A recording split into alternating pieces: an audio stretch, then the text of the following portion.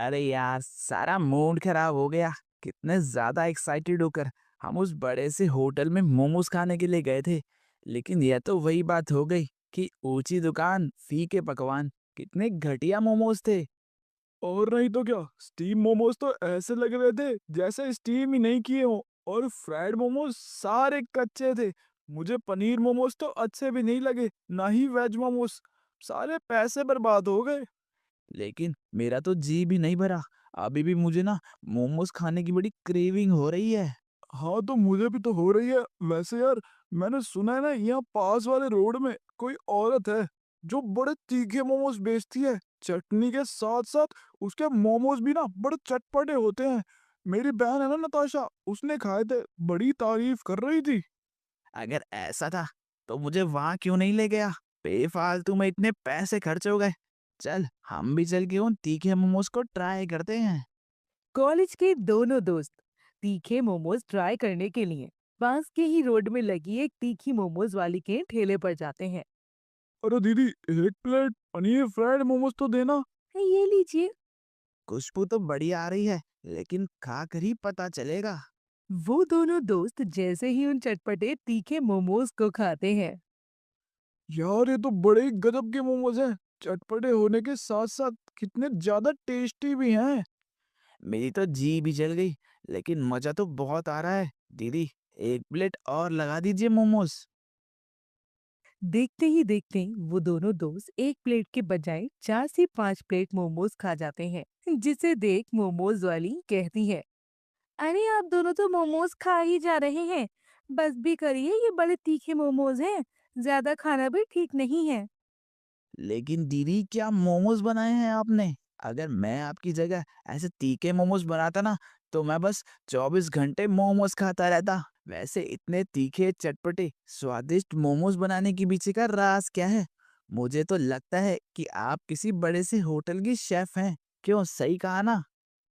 आ, क्या कहा आपने? बड़े से होटल की शेफ?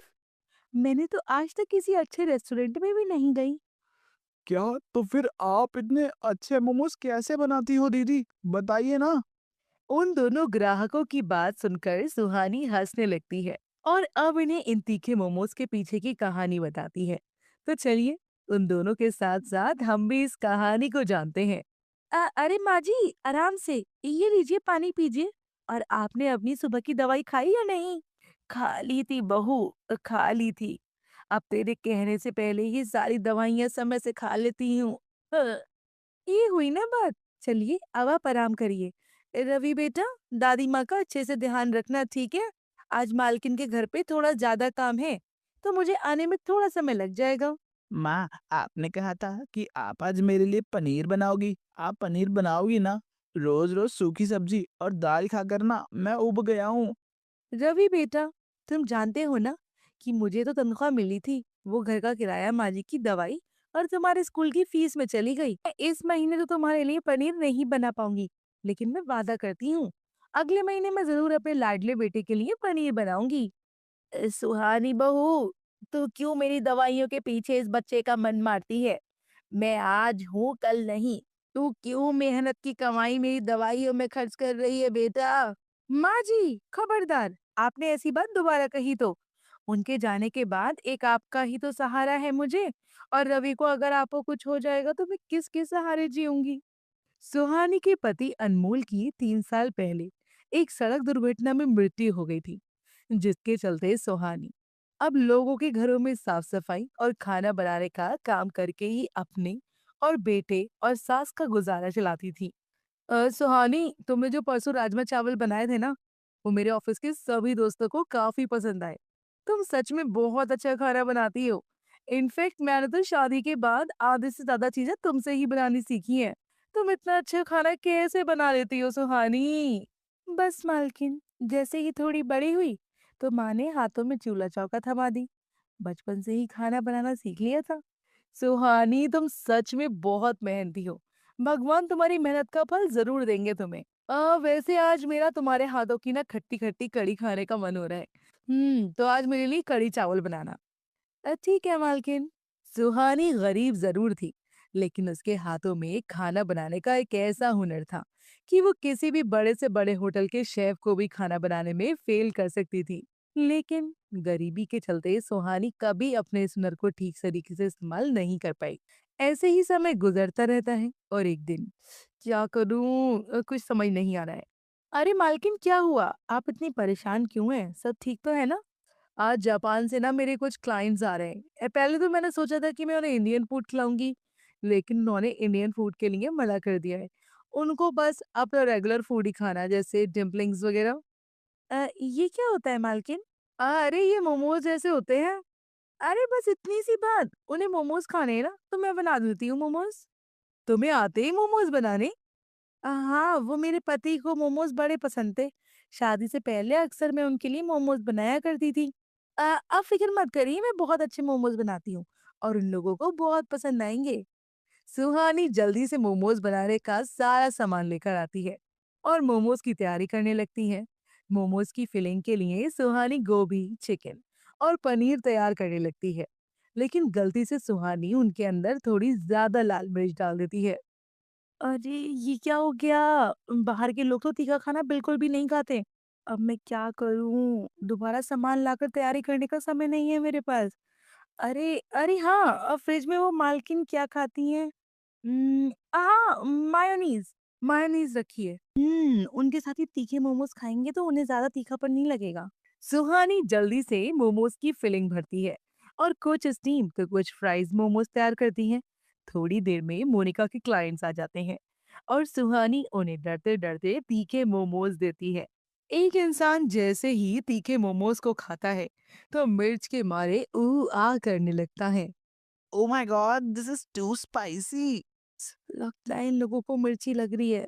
मालकिन, गलती से मेरे से मोमोज में ज्यादा मिर्ची गिर गई थी। ये लीजिए, आप लोग ठंडा ठंडा जूस पीजिए। सुहानी उन सभी लोगों को पीने के लिए जूस देती है, जिसे पीकर अब एक थोड़ा रिलैक्स होते हैं और मोनिका उन सब से माफी मांगती है। I am really sorry, my made didn't know that you guys don't eat spicy, I am so sorry. No, no problem. It's spicy, but very tasty. Did you really like it? Yes, we like this so much. We want to take them with us. अरे मालकिन, ये लोग English में क्या चपड़-चपड़ कर रहे हैं?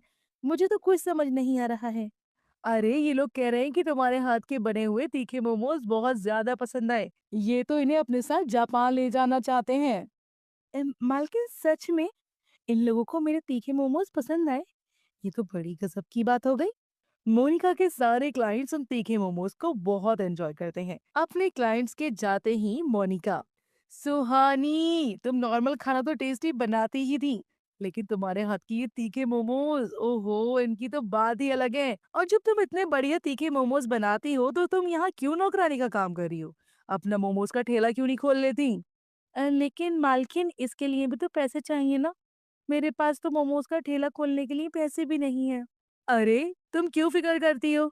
मैं हूं ना, तुम्हें पैसे दूंगी। नहीं नहीं मालकिन, मेरे लिए इतना करती हैं आप, बस यही मेरे लिए काफी है। चुप करो तुम, मैं तुम्हारी बड़ी बहन जैसी हूँ ना, तो अपनी बड़ी बहन को मदद करने दोगी। अब जब तुम्हारे पास पैसे आ जाएं तो मुझे लौटा भी सकती हो, ठीक है? मोनिका अपने पैसों से सुहानी को मेन रोड के पास मोमोज का ठेला खोल कर देती है, जिसमें अब सुहानी पनीर, वेज, चिकन, सोयाबीन जैसे अलग अलग तीखे मोमोज बनाती है, जो ग्राहकों को काफी ज्यादा पसंद आते हैं। दीदी, आपके तीखे मोमोज तो बड़े ही कमाल के हैं। आँख, नाक, कान से धुआं निकल रहा है, लेकिन खाने में मज़ा भी बहुत आ रहा है। मोमोज हो तो ऐसे, वरना ना हो। आजकल के मोमोज वालों को देखा है ना स्वाद होता है ना तीखापन। बस पैसे लूटने होते हैं उन्हें तो। धीरे धीरे सुहानी के मोमोज आसपास काफी जगह फेमस होने लगते थे। कभी कोई गर्लफ्रेंड बॉयफ्रेंड सुहानी के तीखे मोमोज खाने के लिए आते, तो कभी कोई कॉलेज के स्टूडेंट्स आते, और कभी कभी तो शाम की कोचिंग सेंटर से छुट्टी होते ही ढेर सारे बच्चे तीखे चटपटे मोमोज खाने के लिए सुहानी के मोमोज के ठेले के बाहर लाइन लगाकर खड़े हो जाते। कुछ ही घंटों में सुहानी के तीखे मोमोज कैसे बिक जाते, सुहानी को तो खुद भी नहीं पता चलता। हे भगवान, देर से ही सही, लेकिन तूने मेरी किस्मत के ताले खोल दिए हैं। मैं अब खूब मेहनत करूंगी और अपनी माँ को और अपने बच्चे को एक अच्छी जिंदगी दूंगी। सुहानी की ये कहानी सुनकर, उसकी मेहनत देखकर वो दोनों ग्राहक काफी ज्यादा खुश होते हैं। आपने तो सच में बहुत मेहनत की है। आज आपकी मेहनत ही आपको यहाँ तक लाई है। हम भगवान से दुआ करेंगे कि आप खूब तरक्की करो दीदी।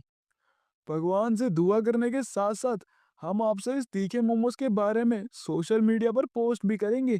देखना लोग कितनी दूर दूर से आपके चटपटे तीखे मोमोज खाने के लिए आते हैं। सोशल मीडिया पोस्ट करते ही आसपास के मोहल्ले से तो क्या, अब तो कई किलोमीटर दूर से सुहानी के तीखे मोमोज खाने के लिए लोग आते हैं। जैसे जैसे समय गुजरता है, वैसे वैसे सुहानी के तीखे मोमोज काफी फेमस होने लगते हैं। और सिर्फ कुछ ही महीनों के अंदर सुहानी एक छोटे से ठेले को एक बड़े से रेस्टोरेंट में बदल देती है। और अब सुहानी उसमें तीखे मोमोज के साथ साथ और भी कई तरह की डिशेस बनाकर बेचती है और अपने परिवार के साथ हंसी खुशी रहती है। बच्चों, ऐसे जिद नहीं करती, चुपचाप से नाश्ता करो। नहीं माँ, आज हम ये नाश्ता नहीं करने वाले, हमें कुछ चटपटा और अच्छा सा खाना है। बच्चों, आज खा लो, मैं कल तुम्हारे लिए तुम्हारी पसंद का कुछ बना दूंगी। आप रोज हमसे यही कहती हो, लेकिन कुछ भी अच्छा नहीं बनाती। हमें नहीं पता, हमें आज ही कुछ अच्छा खाना है, वरना हम नाश्ता नहीं करेंगे। अपनी दोनों बच्चों को नाश्ते के लिए इस तरह जिद करता देखकर ठीक है बच्चों, आज तुम्हें कुछ अच्छा खाना है ना।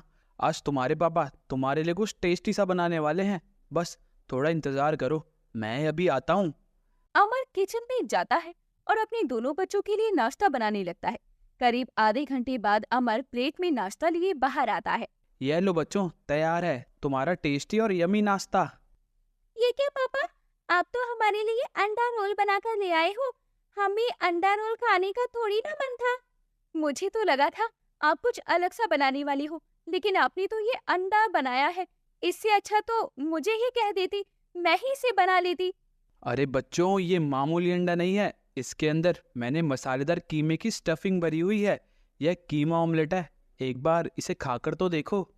अमर के कहने पर दोनों बच्चे जैसे ही कीमा ऑमलेट खाते हैं तो उन्हें वो बहुत पसंद आता है। अरे वाह पापा, आपने तो सच में बहुत अच्छा कीमा ऑमलेट बनाया है। ये तो बहुत ज्यादा टेस्टी और यमी है। थैंक यू पापा, हमारा कुछ ऐसे ही खाने का मन था। राजू और सोनी को कीमा ऑमलेट की इतनी तारीफ करता देखकर अमर के बड़े भैया और भाभी जगदीश, सुलेखा और उसकी पत्नी माधवी भी अमर के बनाए हुए ऑमलेट को खाते हैं। बच्चे तो बिल्कुल ठीक कह रहे हैं, तुमने तो सच में बहुत अच्छा कीमा ऑमलेट बनाया है। तुमने इतना अच्छा कीमा ऑमलेट बनाना कहाँ से सीखा है अमर? बस यूं ही भैया, एक बार मैंने एक कीमा ऑमलेट किसी होटल में खाया था। मुझे इतना पसंद आया कि मैंने भी इसे घर में बनाना शुरू कर दिया। चलो अच्छा हुआ, अब मुझे और भाभी को खाना नहीं बनाना पड़ेगा। अब आप ही खाना बनाना। माधवी की बात सुनकर सभी लोग हंसने लगते हैं, जिसके बाद अब अमर और जगदीश जल्दी से नाश्ता करते हैं और कंपनी के लिए निकल जाते हैं। मुझे खुशी है कि इस साल भी हमारी कंपनी का प्रॉफिट पहले से भी ज्यादा बढ़ा है और इन सब का क्रेडिट मेरे छोटे भाई अमर को जाता है। अगर अमर अपनी इतनी अच्छी बिजनेस स्किल्स यूज नहीं करता तो हमारी कंपनी तो कभी दूसरी कंपनी से मुकाबला ही नहीं कर पाती। वेल डन मेरे छोटे भाई। कंपनी का पूरा स्टाफ अमर के लिए जोर जोर से तालियां बजाता है। जहां सभी लोग अमर के लिए काफी खुश होते हैं, वहीं अमर और जगदीश का बिजनेस पार्टनर सुरेश उससे बिल्कुल भी खुश नहीं था। जब तक मैं और जगदीश बिजनेस पार्टनर्स थे, तब तक मैं अकाउंट में कितना भी घोटाला करके सारा प्रॉफिट कमा लेता था। लेकिन जब से ये अमर का बच्चा आया है, तब से मेरे हाथ तो कुछ लग ही नहीं रहा है। लगता है अब मुझे ही कुछ करना होगा। सुरेश अमर से बदला लेने के लिए कंपनी के अकाउंट में फिर से कुछ गड़बड़ करता है और इस बार इसका सारा इल्जाम अमर पर लगा देता है। भैया, मुझ पर झूठा इल्जाम लगाया जा रहा है हमारी कंपनी के अकाउंट में। मैं क्यों ही गड़बड़ करूंगा? जगदीश, इसकी बातों में आने की कोई जरूरत नहीं है। अंधेरे में तो परछाई भी साथ छोड़ देती है। ये तो फिर भी तुम्हारा भाई है। अगर ये सब झूठ होता तो ये सब कुछ तुम्हारे लैपटॉप से क्यों मिलता? सारा सबूत अमर के खिलाफ होने की वजह से जगदीश पूरी तरह से टूट जाता है और अब वो अमर से इतनी नफरत करने लगता है कि वो अमर और उसके दोनों बच्चे और पत्नी को घर से बाहर निकाल देता है और देखते ही देखते ये पूरा परिवार बेघर हो जाता है। अमर के पास जो बचे कुचे पैसे होते हैं उनसे वो एक छोटा सा किराए का मकान लेता है। माधवी, ये क्या हो गया हमारे साथ? तुम्हें तो मुझ पर यकीन है ना कि यह सब मुझ पर झूठा इल्जाम लगाया गया है? मैंने सच में कुछ नहीं किया माधवी। जानती हूँ जी, आपने कुछ नहीं किया है। आप एक दिन देखना, जिसने भी ये किया है उसे भगवान जरूर सजा देगा। अमर अब अपनी पत्नी और दोनों बच्चों को पालने के लिए एक छोटी सी फैक्ट्री में मजदूरी का काम करना शुरू कर देता है। ऐसे ही कई दिन गुजर जाते हैं। सोनी और राजू रोज की तरह आंगन में खेल रहे होते हैं। तभी खेलते खेलते सोनी बेहोश हो जाती है, जिसे देखकर माधवी, हे भगवान, मेरी बच्ची को क्या हो गया? सोनी बेटा, आंखें खोलो अपनी। माधवी जल्दी से सोनी को अस्पताल लेकर जाती है। थोड़ी देर में अमर भी अस्पताल पहुंच जाता है और डॉक्टर के चेकअप करने पर उन दोनों को पता चलता है कि उनकी बेटी सोनी को कैंसर है। डॉक्टर साहब, ये आप क्या कह रहे हैं? ऐसा नहीं हो सकता। जो सच है वही मैं आपसे कह रहा हूँ। अगर आपने कुछ महीनों के अंदर अपनी बेटी का ऑपरेशन नहीं करवाया तो उसकी जान को खतरा भी हो सकता है। डॉक्टर की बात सुनकर दोनों पति पत्नी काफी परेशान हो जाते हैं, लेकिन अपनी गरीबी के चलते वो अपनी बेटी का ऑपरेशन नहीं करवा पाते। ऐसे ही कुछ हफ्ते गुजर जाते हैं। माधवी हमेशा की तरह बाजार से सब्जियां लेकर लौट रही होती है। तभी माधवी को रास्ते में कई सारे खाने पीने के ठेले दिखाई देते हैं, जिन पर काफी लोगों की भीड़ लगी थी, जिसे देखकर माधवी को एक आइडिया आता है और वो जल्दी से घर आती है। सुनिए जी, ये जो खाने पीने के ठेले वाले हैं, दिन के 2 से 3 हजार तक कमा लेते हैं। महीने भर का अच्छा खासा पैसा जमा कर लेते हैं। हम भी इनकी तरह ठेला लगाएंगे तो इन कुछ महीनों में हम अपनी बेटी के ऑपरेशन के पैसे भी जमा कर सकते हैं। लेकिन माधवी, हम ठेला किस चीज का लगाएंगे? हमें तो ऐसी कोई खास चीज भी बनानी नहीं आती है। आती है ना, क्यों नहीं आती? आपको याद है, एक बार आपने कीमा ऑमलेट बनाया था। सबने कितनी तारीफ की थी। आपके ठेले पर कीमा ऑमलेट बनाकर बेचो, देखना वो सभी को बहुत पसंद आएगा। जल्दी से पैसे कमाने का ये आइडिया अमर को काफी पसंद आता है, जिसके बाद अमर अपनी फैक्ट्री के मालिक से कुछ पैसे कर्ज के तौर पर ले लेता है। अब दोनों पति पत्नी मिलकर कीमा ऑमलेट बनाने का सारा सामान ले आते हैं और अगले दिन से ही बाजार में ठेला लगाकर कीमा ऑमलेट बेचना शुरू कर देते हैं। आइए आइए, गर्मा गर्म कीमा ऑमलेट खाइए। ऐसा कीमा ऑमलेट आपने आज से पहले कभी नहीं खाया होगा। भाई साहब, बड़ी जोरों की भूख लगी है। गरम गरम एक कीमा ऑमलेट लगा दीजिए और हाँ, साथ में वो हरी वाली चटनी तो जरूर देना। जी भाई साहब। अमर गर्मा गर्म कीमा ऑमलेट बनाता है। वही माधवी कस्टमर्स को कीमा ऑमलेट सर्व करती है। कस्टमर जैसे ही उसे खाता है, वाह भाई साहब वाह, क्या गजब का कीमा ऑमलेट बनाया है। मजा आ गया खाकर। एक काम करिए, एक और प्लेट दीजिए। वो कस्टमर 2 से 3 बार कीमा ऑमलेट खाता है। वही कीमा ऑमलेट की तारीफ भी बहुत करता है, जिसके चलते अब धीरे धीरे उनके कस्टमर भी बढ़ने लगते हैं। भाई साहब, क्या कीमा ऑमलेट बनाया है। मेरी पत्नी को तो बड़ा पसंद आया। 2 दिन से नाराज थी मुझसे, लेकिन जैसे ही आपका कीमा ऑमलेट खिलाया, सारी नाराजगी भूल गई। देखा अमर जी, मैं कहती थी ना, हमारा कीमा ऑमलेट का काम जरूर चलेगा। आप देखना, हम कुछ ही वक्त में अपनी सोनी के ऑपरेशन के लिए पैसे जोड़ लेंगे। हमारी सोनी हमेशा हमेशा के लिए ठीक हो जाएगी। बस थोड़ी मेहनत और।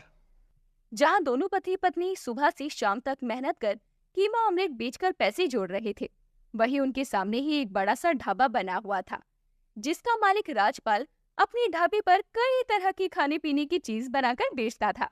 लेकिन जब से दोनों पति पत्नी ने अपना कीमा ऑमलेट का ठेला लगाया था, तब से धीरे धीरे राजपाल के कस्टमर कम होने लगे थे। इन पति पत्नी का कुछ करना पड़ेगा, वरना एक दिन ये अपना कीमा ऑमलेट बेचकर मुझसे भी बड़ा अपना ढाबा खोल लेंगे। अपना होता हुआ नुकसान रोकने के लिए राजपाल कुछ गुंडे लेकर अमर के ठेले पर भेज देता है। दोनों लैला मजनू, जल्दी से अपना ये कीमा ऑमलेट का ठेला लेकर यहाँ से निकल जाओ, वरना अंजाम अच्छा नहीं होगा। कौन हो तुम? और हम अपना कीमा ऑमलेट का ठेला लेकर यहाँ से कहाँ जाएंगे? हम तो नहीं जाएंगे। लगता है ये लातों के भूत है और इतनी आसानी से तो नहीं मानेंगे। वो दोनों गुंडे अमर और माधवी के कीमा ऑमलेट का ठेला तोड़ देते हैं और सारा सामान फेंक देते हैं। देखो, मेरी बात ना मानने का नतीजा। इस बार तो ठेला ही टूटा है। अगर आइंदा यहाँ आसपास दिखे तो तुम्हारी हड्डियां भी टूट जाएंगी। दोनों पति पत्नी बेबस होकर घर लौट आते हैं। अब हम क्या करें जी? इतनी मुश्किल से आधे पैसे जुड़ पाए थे, अब हम आधे पैसे का कहाँ से इंतजाम करेंगे? मालवी काफी ज्यादा रोने लगती है। वहीं अमर अपनी बेटी को देखकर काफी ज्यादा दुखी होता है। बस अब बहुत हुआ, मैं अपनी बेटी को कुछ नहीं होने दूंगा। बहुत बेबस हो गए हम, लेकिन अब और नहीं। अमर और माधवी जमा किए हुए पैसों में से कुछ पैसे निकालते हैं और दोबारा से उसी जगह पर अपना कीमा ऑमलेट का ठेला लगाते हैं, जिसे देखकर राजपाल वापस अपने गुंडों के साथ उनके पास आता है। लगता है इस बार तुम लोगों की हड्डियां तोड़नी ही पड़ेंगी। हड्डियां तो टूटेंगी, लेकिन हमारी नहीं, तुम्हारी। दोनों पति पत्नी मिलकर अपने ठेले के नीचे से बड़े बड़े लोहे के डंडे निकालते हैं और राजपाल के साथ साथ उसके गुंडे को भी खूब मार मार कर भगा देती है, जिसके बाद अब राजपाल दोबारा उन्हें कभी परेशान नहीं करता और कुछ ही महीनों की मेहनत से दोनों पति पत्नी अपनी बेटी के ऑपरेशन के लायक पैसे जोड़ लेते हैं। ऑपरेशन के बाद उनकी बेटी अब बिल्कुल ठीक हो जाती है और फिर से दोनों पति पत्नी अपना कीमा ऑमलेट का काम जारी रखते हैं। ऐसे ही रोज की तरह वो कीमा ऑमलेट बेच रहे होते हैं कि तभी अमर का बड़ा भाई जगदीश उनके ठेले पर आता है। मेरे भाई, मुझे माफ कर देना, यह सब सुनेश का किया धरा था।